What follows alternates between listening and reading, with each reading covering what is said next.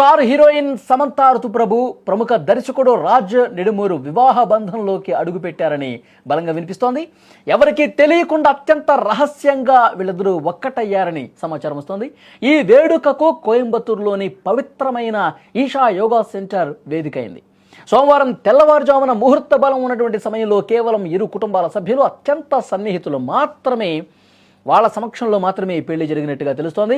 ఎలాంటి హంగు ఆర్భాటాలు లేకుండా చాలా నిరాడంబరంగా ఆధ్యాత్మిక వాతావరణంలో వీరి వివాహం జరిగిందట. పెళ్లి వేడుకలో సమంత ఎర్రటి చీర కట్టుకొని సంప్రదాయబద్ధంగా మెరిసిపోయారని టాక్ అయితే వస్తుంది. ఆమె లుక్ చాలా కొత్తగా చూడముచ్చటగా ఉందని అక్కడి వర్గాలు కూడా చర్చ చేస్తూ ఉన్నాయి. ప్రస్తుతం ఈ వార్త నెట్లో తెగ హల్చల్ చేస్తోంది.